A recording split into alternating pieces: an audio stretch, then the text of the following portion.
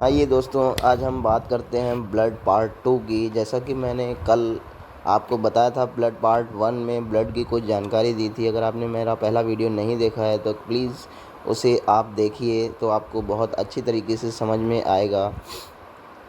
इसमें हमने आपको बताया था कि ब्लड प्लाज्मा और सेलुलर कंपोनेंट्स का मिक्सचर होता है। उसमें वाटर और सॉलिड मटेरियल होता है। 91% वाटर एंड सॉलिड 9% होता है। इसमें सॉलिड में इनऑर्गेनिक कंपोनेंट भी होते हैं और ऑर्गेनिक कंपोनेंट भी होते हैं। अब हम आपको बताने वाले हैं कंपोजिशन ऑफ ब्लड। जैसे कि हमने पहले भी बताया, प्लाज्मा एंड फॉर्म एलिमेंट्स होते हैं। Water 90%, protein 8%। और उसके बाद आप देख रहे हो कि इसमें hormones, nutrients, water products, gases और आयंस भी पाए जाते हैं। इसके अलावा फॉर्म्ड एलिमेंट्स में प्लेटलेट्स, आरबीसी, डब्ल्यूबीसी में 5 टाइप्स के होते हैं: basophil, neutrophil, eosinophil, lymphocyte and monocyte. इसके बारे में हम कल भी बता चुके हैं कुछ आपको। तो आप देख सकते हैं कि इतने सारे कंपोनेंट ब्लड में पाए जाते हैं। हमारे बॉडी के लिए ब्लड कितना ज़रूरी है, ये आप इसे देख के ही पता लगा सकते हैं। जैसा कि न्यूट्रिएंट्स में मैंने आपको बताया कि ग्लूकोज, एमिनो एसिड, ट्राइग्लिसराइड्स और कोलेस्ट्रॉल वगैरह होते हैं। इसके बाद वेस्ट प्रोडक्ट में जो आपकी किडनी है वो urea, amino acid, creatine and bilirubin, जो ब्लड में पाए जाने वाले वेस्ट प्रोडक्ट होते हैं, उसके लिए जिम्मेदार है। जैसा कि हम जानते हैं कि रक्त एक संयोजी ऊतक है। इसका पीएच 7.4 होता है। सामान्य व्यक्ति में रक्त की मात्रा 5 से 6 लीटर के अप्रॉक्स होती है। रक्त का अध्ययन हेमेटोलॉजी कहलाता है। रक्त का जो निर्माण होता है वो लाल अस्थि मज्जा मतलब रेड बोन मैरो में और तथा भ्रूण अवस्था में प्लीहा में रक्त का निर्माण होता है। रक्त निर्माण की प्रक्रिया जो होती है उसे हीमोपोइसिस कहते हैं। रक्त का तरल भाग प्लाज्मा कहलाता है। रक्त में 55% होता है और जो प्लेटलेट्स वगैरह होती हैं वो 45% होती हैं। हमने आपको बताया कि रक्त में जो वाइट ब्लड सेल्स होती हैं उनके बहुत सारे काम होते हैं। जैसा कि आप देख पा रहे हैं कि ये प्रतिरक्षा प्रदान करती हैं, मतलब हमारे इम्यून सिस्टम को बहुत ही स्ट्रॉन्ग कर देती हैं।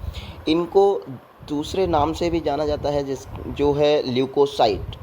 इनकी संख्या ब्लड में 10,000 प्रति मिलीमीटर क्यूज होती है। ये बोन मैरो में बनती हैं। डब्ल्यूबीसी का जो परिपक्वन होता है लसिका ग्रंथि, प्लीहा एवं थाइमस ग्रंथि में होता है।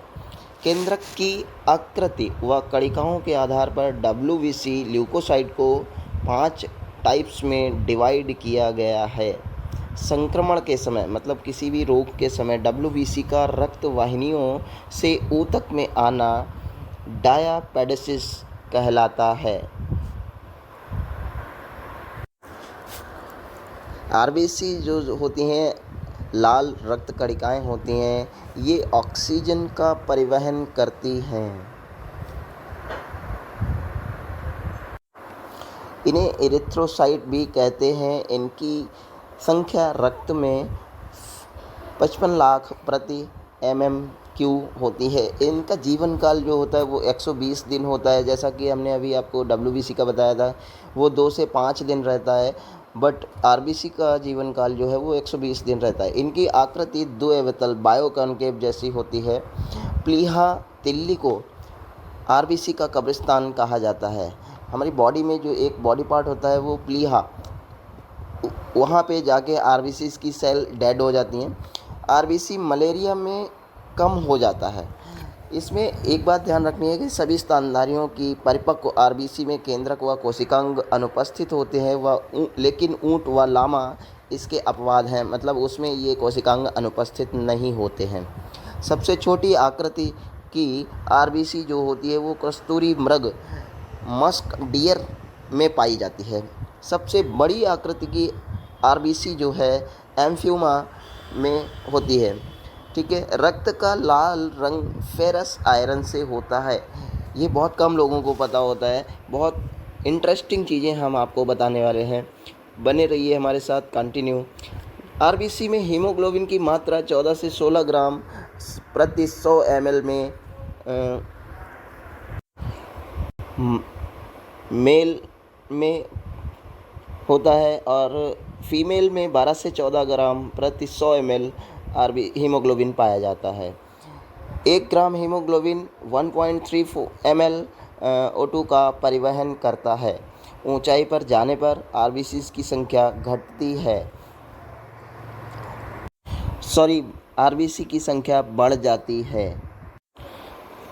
अब हम बात करने वाले हैं प्लेटलेट्स की।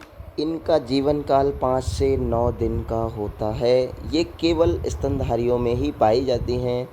इनकी संख्या का घटना एवं बढ़ना, पहले घटने की बात करते हैं तो थ्रोम्बोसाइटोपेनिया कहा जाता है, और इनकी संख्या जब इंक्रीज़ होती है तो थ्रोम्बोसाइटोसिस के नाम से हम इसको जानते हैं। प्लेटलेट्स की संख्या का घटना और बढ़ना। ओके, नेक्स्ट आते हैं हम लिम्फ। What is lymph? आपको जैसे कि पता होगा कि लिम्फ यह रक्त के समान ही होती है, पर रक्त में रंगहीन होती है। इसका कोई कलर नहीं होता है। इसके द्वारा लसिका कणिकाओं का निर्माण किया जाता है। लसिका कोशिका लसिका नोड से निर्मित होती है तथा जो एक सिरे पर खुली तथा दूसरे सिरे पर बंद होती है। लसिका द्रव शरीर के विभिन्न अंगों से हृदय की ओर बहता है। इसकी खोज लैंडस्टीनर ने की थी। जैसा कि आप देख पा रहे हैं, वर्गीकरण के आधार पर इन्हें एंटीजन के आधार पर कई भागों में डिवाइड किया गया है। अब हम बात करने वाले हैं मनुष्य के रक्त वर्ग ब्लड ग्रुप की। इसमें रक्त समूह की खोज कार्ल लैंडस्टीनर ने 1900 में किया था। इसके लिए सन 1930 में इनको नोबेल प्राइज़ भी मिला था। इसमें एंटीबॉडी ये प्रोटीन के बने होते हैं। ये प्लाज्मा में पाए जाते हैं। ये 2 प्रकार के एंटी ए एंटी बी तरीके से होते हैं। ये रक्त में एंटीजन के विपरीत पाए जाते हैं। इन्हें एंटी सीरम या इम्यूनोग्लोबुलिन भी कहते हैं। जैसा कि आप देख पा रहे हैं कि रक्त समूह में 4 तरीके के रक्त ब्लड ग्रुप को बताया गया है। Blood group A, blood group B, blood group A B और ओ। ठीक है, तो इसमें एंटीजन और एंटीबॉडी रहता है या नहीं रहता है, उसका चार्ट हमने आपको दिखाया है। एंटीजन व एंटीबॉडी के मध्य पारस्परिक क्रिया को एग्युलिटी समूहीकरण कहते हैं। सर्वदाता समूह को, जिसमें कोई एंटीजन नहीं पाया जाता है, सर्वदाता समूह सभी को ब्लड दे सकता है। सर्वग्राही समूह ए बी प्लस होता है। इससे सभी तरीके के ब्लड ग्रुप से ब्लड लिया जा सकता है। जैसा कि आपने इस वीडियो में ब्लड के बारे में जाना है और उसके वर्क्स के बारे में जाना है, तो मैं आपको बताना चाहूँगा कि जो रुधिराणु होते हैं वो 40% भाग होते हैं ब्लड में। आरबीसीज जो होती हैं उनका जो काम होता है वो आरबीसी का काम जो होता है शरीर की हर कोशिका में ऑक्सीजन पहुंचाना तथा कार्बन डाइऑक्साइड को वापस लाना होता है। डब्ल्यूबीसी में जैसे आपने जाना, इसका मुख्य कार्य जो होता है शरीर को रोगों से बचाना होता है। हमारे इम्यून सिस्टम को मजबूत बनाना होता है। इसके और भी दूसरे काम हैं, जैसे कि बॉडी का टेम्परेचर नियंत्रित करना, उसके ताप को नियंत्रण करना, रोगों से रक्षा करना, हमारे घाव जो हो जाते हैं उनको भरना, ब्लड का बहुत ही मेन काम है। इसमें जो ब्लड जब घाव हो जाता है तो थक्का बनाने का काम होता है, ब्लड बाहर निकलने लगता है, तो उसमें बहुत सारे प्रोटीन्स जो हैं वो इसमें हेल्प करते हैं। थ्रोम्बिन एंड फाइब्रिनोजन प्रोटीन होता है। और इसके लिए विटामिन के का होना हमारे बॉडी में बहुत ज़्यादा ज़रूरी है, विटामिन के का होना।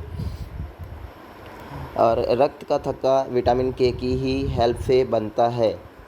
और इसमें ब्लड का जो मेन काम होता है वो न्यूट्रिएंट्स को पूरी बॉडी में पहुंचाना, मतलब परिवहन का काम भी ब्लड करता है। तो आज इस वीडियो में आपने ब्लड की पूरी जानकारी ली है। हम आशा करते हैं कि ये वीडियो आपकी स्टडी और आपके नोट्स बनाने में बहुत ही हेल्पफुल होगा। आप लोग बने रहिए हमारे साथ, हमारे चैनल को सब्सक्राइब कीजिए, लाइक कीजिए एंड शेयर भी कर सकते हैं आप। और अगले वीडियो में हम दोस्तों आपके साथ आएंगे फिर से, और इसी के साथ हम इस वीडियो को एंड करते हैं। राधे राधे।